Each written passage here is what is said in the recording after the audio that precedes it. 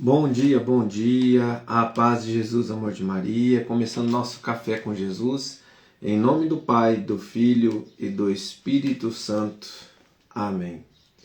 Senhor, louvo-te por sua grandeza, louvo por sua bondade, onde reconheço e conheço que através do que é bom, encontrar somente em ti o verdadeiro sentido do amor.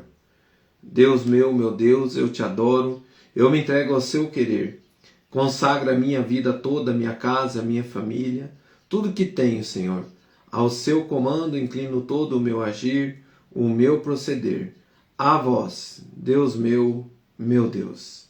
Queridos irmãos, que a graça e a paz estejam no nosso coração. Diante do querer e do mover de Deus, nós caminhamos junto com a Igreja de Cristo, com a tradição, com o magistério, com a palavra de Deus, para que a gente possa viver a graça diante dos sacerdotes, diante da palavra, diante do querer de Deus, a unidade perfeita com o Senhor. E diante dessa unidade perfeita com o Senhor, nós conhecemos o amor de Cristo. E diante desse amor, as curas, sinais de amor de Deus. Então, diante das curas é um sinal do amor de Deus. E nós temos hoje também, diante desses sinais do amor de Deus, os sacramentos que trazem para nós, junto com eles, a cura do corpo e a cura da alma, né? Que vem diante da confissão, diante da preparação para que a gente possa estar na presença de Deus com o corpo e com a alma, com dignidade, diante da santidade, diante do querer de Deus. Pega o nosso parágrafo lá, número 1503, que nós vamos estar vendo este amor de Cristo diante das curas e dos sinais de amor. A compaixão de Cristo para com os doentes e suas numerosas curas de enfermos de todo tipo são um sinal evidente de que Deus visitou o seu povo e de que o reino de Deus está bem próximo. Jesus não só tem o poder de curar, mas também de perdoar os pecados. Ele veio curar o homem inteiro, alma e corpo. Então, irmãos, ele não veio curar somente o corpo. Ele veio para curar nosso corpo e nossa alma. De que adianta você curar o seu corpo se a tua alma está em convivência do pecado? Às vezes, irmãos, nós buscamos o milagre, mas quando recebemos o milagre, esquecemos da graça maior que é a convivência com Deus, renunciando o pecado e vivendo na graça. Jesus não só tem o poder de curar, mas também tem o poder de perdoar os pecados. Ele veio curar o homem inteiro, alma e corpo. É o médico do que necessitam os doentes.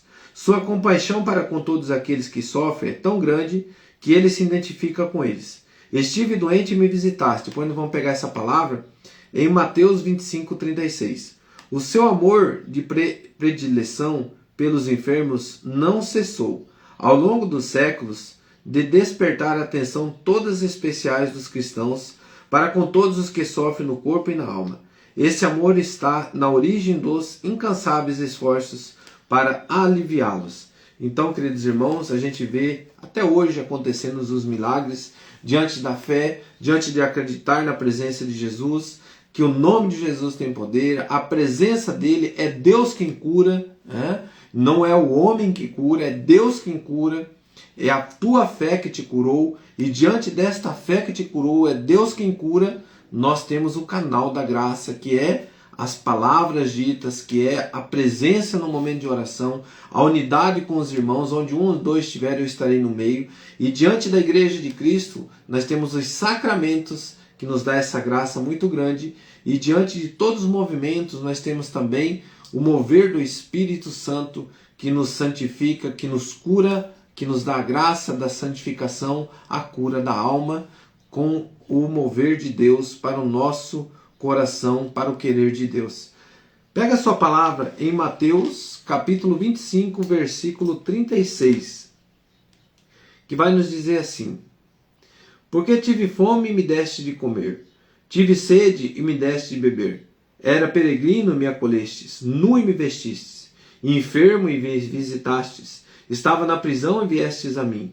Os justos lhe perguntarão: Senhor, quando foi que te vimos com fome e te demos de comer, com sede e te demos de beber? Quando foi que te vimos peregrino e te acolhemos, nu e te vestimos? Quando foi que te vimos enfermo ou na prisão e te fomos visitar?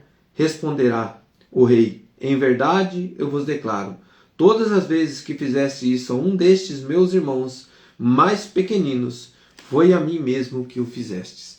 Palavras da salvação. Glória a vós, Senhor.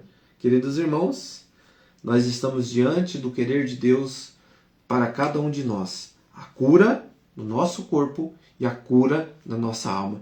Então, quando você ouve alguém falar assim, a pessoa está enferma, você fala, que seja feita a vontade de Deus. A vontade de Deus é nos curar.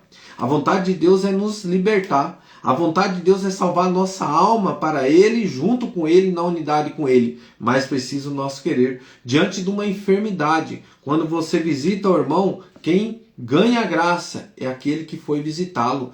Porque ali você está presenciando a face de Deus. Na unidade com o irmão, onde um ou dois estiver reunido em meu nome, ali eu estarei. Você estará diante de Jesus, diante dele, na unidade perfeita, diante da fé, crendo na cura, crendo na libertação e sim confiando em Deus, que o que acontecer ali não é a vontade de Deus te matar, a vontade de Deus é que você viva. Então, quando às vezes você vê as pessoas na oração e a pessoa é levada para junto de Deus, não é que foi o querer de Deus a morte, porque a morte, irmão, já entrou no mundo por causa do pecado. O querer de Deus é ter a vida eterna, então Ele não nos dá a morte, Ele nos dá a vida eterna. Então tem pessoas que aquele era o momento dela ir para a vida eterna. Não é que Deus queria matar ela, não. Era o momento dela ir para, junto com Deus, viver a maior graça que é a glória eterna. Então, que nós possamos entender, não é a vontade de Deus que a pessoa morra, que ela viva, as pessoas fiquem aqui nos choros, né? Fica com aquele peso da morte das pessoas. Não é isso a vontade de Deus. Para o bom cristão entender, a vontade de Deus é a salvação daquela alma. E se aquela alma, naquele momento, é a hora oportuna para ela ir para Deus, Deus a levará. Mas se Deus sabe que não é a hora oportuna dela, que ela ainda vai salvar muitas almas com aquela cura, com aquela libertação, com aquela situação, com aquela enfermidade, ela vai permanecer na presença daqui dos humanos, mas dando testemunho, levando o amor de Deus, testemunhando a graça. E aí, meu irmão, isso vai diante de Deus, a tua fé, o teu querer, a tua disposição, e Deus conhece o teu coração. Por isso, quando a gente pede, Senhor, faça a tua vontade e não a minha, é o momento oportuno para que a gente possa ir para a eternidade.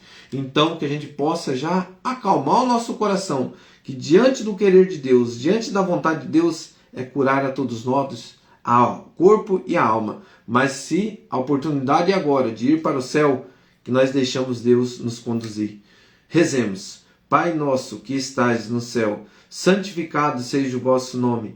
Venha a nós o vosso reino, seja feita a vossa vontade, assim na terra como no céu. O pão nosso de cada dia nos dai hoje, perdoai as nossas ofensas, assim como nós perdoamos a quem nos tem ofendido, e não nos deixeis cair em tentação, mas livrai-nos do mal. Amém.